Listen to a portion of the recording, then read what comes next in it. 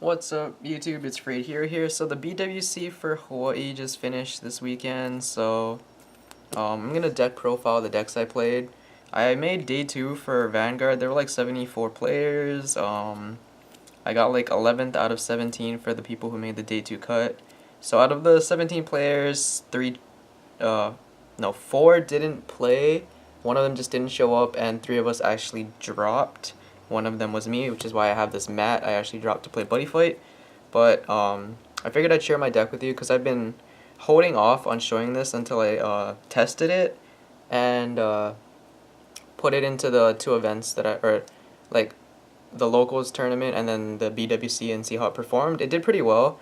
My 2 losses in day 1 was one to just super unfortunate, like him just hitting a trigger on every drive check except for one of them, and like him playing Darkness and having the new Shaharat with Guard Manipulate. I just couldn't do anything about it. But that's Vanguard. I also lost to ZTBs because that is actually this deck's worst matchup, I feel like. It's really hard to do anything against that deck, and they just their advantage, and if you actually play against players who tech Demiurge, like the person who ended up winning second actually plays a Demiurge, and like he like just hard counters your binds and he actually pluses off of it. So yeah, it's something to like look out for. But anyway, jumping into the deck, running one hard rod. I thought about playing multiples, but my rear guards are super important. I mean, like, you want to get these binds, but like some players of course will just no guard you early game, so you can't start getting Thunderstrike, because once you start going, it snowballs into like a problem, and they just start to not be able to guard your numbers because like voltage just gets ginormous huge, and you have cards that can take advantage of your big numbers. So yeah. Also, like, if you're lucky, you can, with the starter, get to Thunderstrike 7 on your first stride if you go second. I mean, go first, because if you G-guard, you can potentially get to Thunderstrike 7 if they give you the right condition. So, sorry. Wrong pile of cards.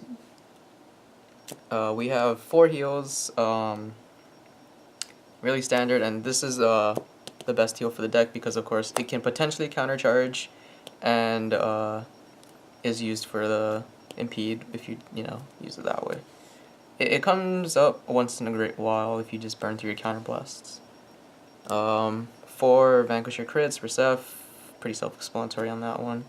We play 4 Brawler crits, solely for the sake of shuffling it back.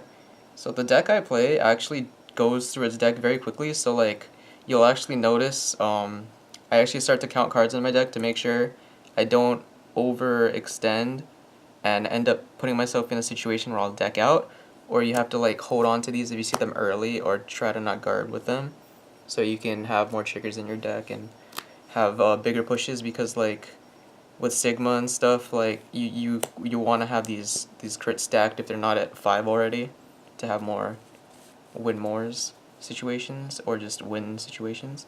And then we play 4 draws. I don't play stands. I know some people play Rainbow, some people just play like 8 crit 4 stand, or just like the trigger lineup varies. A lot of people like, some people like the Vians. The way I have my deck, I can't really trigger Vian, so there's no point in relying in it. Stand triggers are nice, but when you have Sigma and you just stack your triggers, as long as you're not playing a deck that can retire in battle phase or like hetero round or something, it's really, really powerful. So we also like to damage draws really good, and just getting more cards to your hand is actually pretty important, just so you have pressure. So grade 1s, 4 Stride Fodders, search your Vanquishers if you have only the Descendant, or just deck thin, because I have this thing where I either see all of my grade 3s or none of them, and I just try to reduce that from happening with that. 4 of the new PG. Drawing cards is fantastic. PGing and getting a card back is like, it's a lifesaver. I mean, those cheeky times where you PG, this triggers at Thunderstrike 4, you resolve its skill, you draw a card, you draw another PG, or like your heal trigger. Sometimes feels bad about drawing a heal trigger, but it might just help you anyway, and you never know, right, what's on top of your deck. But cheekily getting PGs off PGs is pretty great. 4 Smash Boxers. Really good card. It helps you countercharge, helps you get soul for like V-Buster and like Fatines and like all those other cards that actually do end up using your soul. Also, his little niche with giving resist to the unit in front of it with Thunderstrike can help you in like Kagero matchups. You can potentially just stack all your triggers on the front row unit, so it gets really big and they can't denial Griffin it, which is like kind of huge. Or like header run, you can kind of play around, or they have to know to preemptively hit the unit in front of it if it's like stacked with triggers or something. They just, or you know, you just gotta be aware of the condition on that card. And then 2 Fatines. It's not GB restricted, which is a really good thing. So early game, if you can get your hard rod to hit cards, you can potentially draw early and get more aggro, and it's only a 1 soul cost, because that was a problem with Rising Phoenix. Like, it would eat all of your soul, and if you had cards like Rock Climb, it'd be really hard to use both of them in the same deck. But you want to like have cards, because Narukami's problem was having a hand. It was like so rare that you'd have a hand because there was no plusing, there was like hardly any neutros. The neutros would be like 1-for-1s of you killing your opponent's card, which, you know, is nice, but if the deck pluses more than you, then it doesn't matter much. So like these 1-for-1s are really good. You'll see that in the rest of the lineup too. We have for grade 2s, Forchatura, you know, the best rear guard, best common, needs like foil printing or something because he the best. Really self-explanatory considering he's been around for years. So I'm playing 4 Helena. I thought this card was absolute poop in theory. Like in paper, it just seems so lackluster, right? Like it's GB1 Thunderstrike, 3 on placement, counterblast, draw a card plus 2000. So it's a one-time use card at Thunderstrike and it's GB locked. But when you start playing the deck, you start to realize you actually have hand to commit boards and sometimes be able to guard things, you know, depending on your luck of what you draw or what you trigger. But just seeing more cards that you can potentially play down, or you just like, you can just start chaining your draw cards, like you just Helena into Helena, and then you just drop like Fatine or something, and you just pop 3 rear guards, hitting pretty good numbers, because like, you know, V-Buster gives power as well. So you can actually have decent lanes, plus you just 1-for-1, so you have cards in your hand still. So like, it's like unknown cards to your opponent, so you have to keep your opponent guessing on what could be in your hand that you drew off of the Helenas or other draw cards. And then I'm playing 2 of the new unit Grizel. I originally played 4, and then through testing I found her to be super lackluster. Her best merit to me is the 18k power. It's kind of funny to get those cheeky binds when she's like targeted or attacked. Especially like on a voltage turn and you like get the Now Griffin, it's kind of funny. Your other lane gets just bigger. Punching the rear guard is kind of nice too, but I feel like this actually plays more well with stands in a small sense, but you know, it does only target the circle, so if the unit leaves, it doesn't really do anything. But on that off chance they're like trying to guard it on like a VMAX turn or something, at least you can kind of do something, right?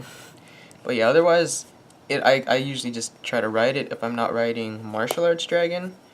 I don't like run it at like a higher count because I don't always want to see it. It's not always relevant because some people don't call cards, but at the same time some people might rush you, like Battle Sisters. So like, it's one of those cards where you want to see it but you don't want to see it. So like, I felt like 2 was a decent number, and then it worked out pretty well. Being a 12k body is also kind of nice, or you know, like on your turn, with its GB1 skill. Just having a 12k attacker that you don't need a booster for is pretty nice. So grade 3 is 4 Sparkings, main card of the deck. He's your card you want to ride. If you're not on him, you're having a little awkward of a time, which is actually why I've considered running Zillion in my G-Zone. So if you don't already know what he does, Thunderstrike 4, you can either countercharge or soul charge. That is mandatory, and you also bind one from the drop zone, so it's really good. Helps you get your Thunderstrike ramped up every turn that progresses, and he has the on stride skill to counterblast one, bind a unit, and if you stride into a unit with or from the drop zone, and then if the unit you stride has Thunderstrike, then you can retire bind a unit on their field. So really nice. It's potentially 2 units, and it doesn't have to be front row like the other Vanquisher on stride. So it does get you to like high Thunderstrike counts a lot quicker. And then 3 Sigmas. So like I named my deck profile like all on the Vant Sigma, because that's essentially what you do in this deck. Unless you're playing against, you know, like Gears or something like I mentioned earlier. You just try to stack your triggers and boosts on here. He is just nutty. He's like a super win con in his own. If you can plop them down when they're at 5, because you don't even have to rely on triggers because of voltage and or the GB8. You just have super massive lanes, and the pressure is just insane. Moving on to the G zone, the Once a Breeze, because you're a GB deck and you can actually play the game at GB1. 4 B-Busters, really good card. So yeah, if you don't know what he does, he gives you the ability to Soul Blast 1, flip a copy of himself up. Your opponent binds a card on their field and in the drop zone. And then also at Thunderstrike 7 GB3, you get Quad Drive, a crit, and 5,000 power to your front row. Also, yeah, if you use his first skill, if you have more rear guards than him, then you get +3 to 3 units, so you can hit better numbers, which is actually really nice to do too. He's like my go-to first stride. Very rarely will I stride something else on my first stride. And then we play still 4 voltages, still a really strong stride, but at the same time I rarely go into the second copy because at the point where I could use a second copy, I could go into something like VMAX or the GB8 as other win cons. So like that's why like I was considering dropping 2 for Zillion on like off chance I'm stuck on the Descendant, and we play like an okay amount of Eradicators, kind of like the Jewel Knight Thing Saver deck, how you just like ran triggers and a couple grade 1s, something like that. So it's a little, the numbers are a bit worse, but it could matter. And when I G-assisted, I actually usually got rid of those because, like I said, it rarely comes up where you stride into 2, because either you're dead, they're dead, or I guess the game's just in a really weird game state. So then, like I said, for VMAX, we play 1 because I feel like you have to know when you want to VMAX. Like, there's some matchups you just don't use him because it's just not beneficial unless you can clear their board, but I don't play a lot of field control, so it's a lot harder to manage that since I'm relying on like big lanes as a way to just kill my opponent and the Sigmas. And then the GB8, and then lastly the G-Guardian. So I play 1 of the Akaleem clone. It's just to dig for rear guards. I haven't seen that much of a need personally for Dismal because not a lot of people play decks that can punish you other than like the mirror match with like a VMAX where you could, you know, Dismal to not get VMAXed, or like the D-Robo matchup, but like D-Robos are kind of like falling off of the meta, so you almost never see it anymore. And then we play 2 Bulwarks. We originally played 2, we swapped it to 1 for the new rare G-Guardian that, you know, you bind 2 from drop and get +10. We played against Luard Loop. We deeply regretted getting rid of the second copy because it actually came up in Matter, and I'm like, I think I can live without the early game guarding, it's fine, and then, so that's why we played 2. It felt like a mistake, and we lost top 8, at least at that tournament, because we didn't have the 2. And then the 2 Impedes, because, you know, he's pretty crazy, potentially getting rid of 2 cards on the field, because you get 1 Retire Bind to help also ramp up Thunderstrike, and potentially hitting another card so it's less to guard, and, you know, they have less cards, and the advantage, I still like it better in Sweep Command personally because of all the shenanigans you can do with it, but still a pretty solid card. This is your card for heavy guarding, and that's why we have split G guards like that. And that's the entire deck. If you guys have any questions, comments, concerns, let me know in the comments down below. I actually really like the deck. I like the way it performs. It's just, yeah, ZTBs is just way too hard for me. It is, at least with the way I play the deck.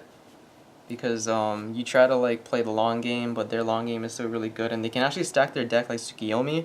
So like you have to deal with that too.